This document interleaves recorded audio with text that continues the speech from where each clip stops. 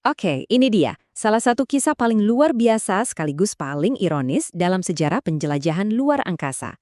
Bayangin ya, seorang pahlawan dari negara adidaya terbang ke bintang-bintang, pas di atas sana dia malah terdampar.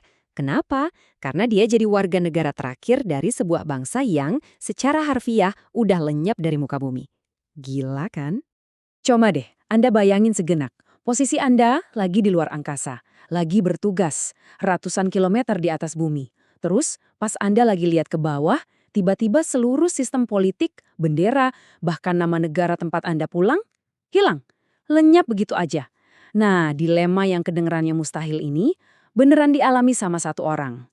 Jadi awalnya sih semuanya kelihatan normal banget. Cuma sebuah misi rutin yang direncanakan berlangsung 5 bulan. Ya tahu kan, kayak misi antariksa Soviet pada umumnya. Sangat rencana, perlu perhitungan, isinya profesional terbaik. Tapi, nggak ada yang menyangka kalau misi ini bakal tercatat di buku sejarah karena alasan yang benar-benar di luar dugaan. Nah, kenalan dulu nih sama tokoh utama kita, Sergei Krikalev. Dia ini bukan kosmonot sembarangan loh. Dia itu veteran yang super dihormati, seorang pahlawan Uni Soviet, bahkan bisa dibilang simbol kehebatan program luar angkasa mereka.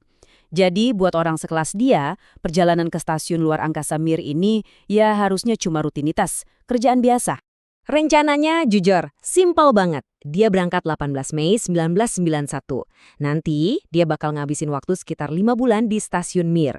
Ya buat riset dan perawatan rutin lah. Terus dijadwalkan pulang Oktober tahun itu juga. Bener-bener misi standar kan? Tapi di saat yang bersamaan, di bawah sana, sejarah ternyata punya agenda yang sama sekali berbeda. Nah, disinilah ceritanya berbelok 180 derajat. Saat Krikalev lagi tenang-tenang mengorbit bumi, di bawah sana, sebuah revolusi politik sedang, secara harfiah, menghapus negaranya dari peta dunia. Dari ketinggian sekitar 350 km di atas sana, Krikalev cuma bisa lihat bumi yang kelihatannya damai-damai aja. Dia sama sekali nggak tahu, nggak punya firasat, kalau fondasi negaranya sendiri lagi hancur berkeping-keping di bawah sana. Dan inilah puncaknya. Tanggal 26 Desember 1991, Uni Soviet resmi bubar. Yah, negara yang ngirim dia keluar angkasa, negara adidaya yang jadi pusat perang dingin selama puluhan tahun, secara resmi udah nggak ada lagi. Lenyap, gitu aja.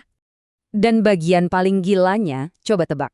Krikalev tahu berita sebesar ini bukan dari pusat kendali misinya yang super canggih.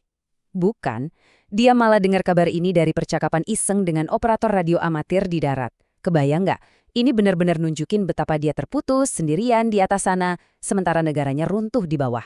Situasinya ini saking unik dan belum pernah terjadi sebelumnya, sampai-sampai muncul istilah baru yatim piatu geopolitik.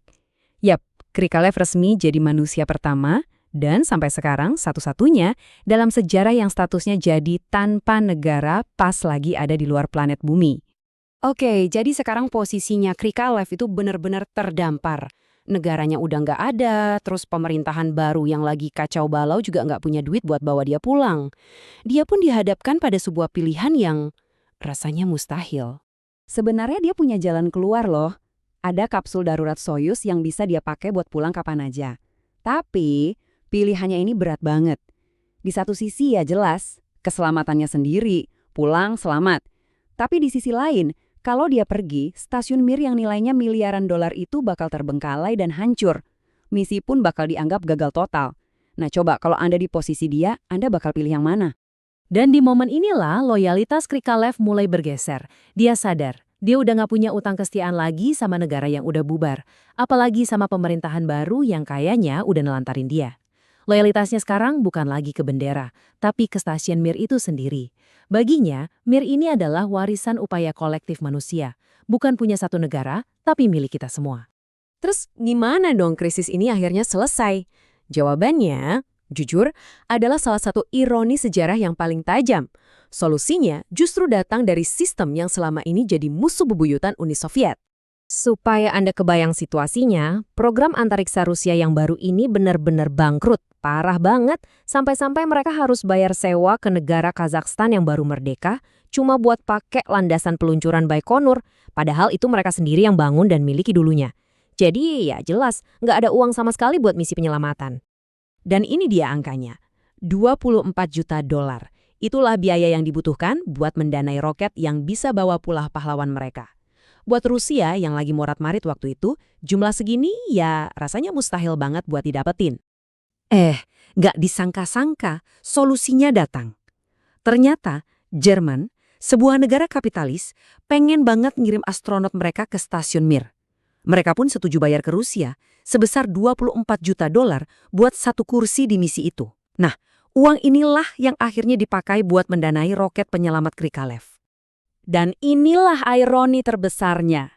Seorang pahlawan komunis yang jadi kebanggaan program luar angkasa Soviet akhirnya bisa pulang karena apa? Karena sebuah transaksi kapitalis. Sebuah kesepakatan bisnis murni dengan pihak Barat. Ini bukti kalau dunia di bawah sana benar-benar sudah berubah. Akhirnya setelah berbulan-bulan terombang-ambing di orbit, waktunya tiba bagi Krikalev untuk pulang. Tapi, dia akan kembali ke sebuah planet yang sama sekali berbeda dari yang dulu dia tinggalkan. Coba kita lihat. Misi yang awalnya direncanain cuma 5 bulan, akhirnya molor jadi 311 hari. Hampir setahun penuh dia terdampar di luar angkasa. Selama itu, dia harus terus menghadapi resiko atrofi otot dan paparan radiasi yang ekstrim setiap detiknya. Dan akhirnya, pada 25 Maret 1992, Sergei Krikalev kembali menginjakkan kaki di bumi. Kapsulnya mendarat dengan selamat di padang rumput Kazakhstan, dan itu sekaligus mengakhiri cobaan beratnya yang bersejarah. Dan pemandangan waktu dia mendarat itu, sangat simbolis. Dia keluar dari kapsulnya, kelihatan pucat dan lemah, tapi dia masih pakai baju astronot dengan tulisan CCCP dan lambang bendera Soviet, simbol-simbol dari negara yang udah nggak ada lagi. Dia itu benar-benar kayak seorang pria dari masa lalu, sebuah kapsul waktu hidup dari sebuah kekaisaran yang udah runtuh. Dan mungkin nggak ada yang bisa merangkum perubahan drastis ini lebih baik dari fakta ini. Waktu berangkat, dia terbang dari kota bernama Leningrad di negara Uni Soviet.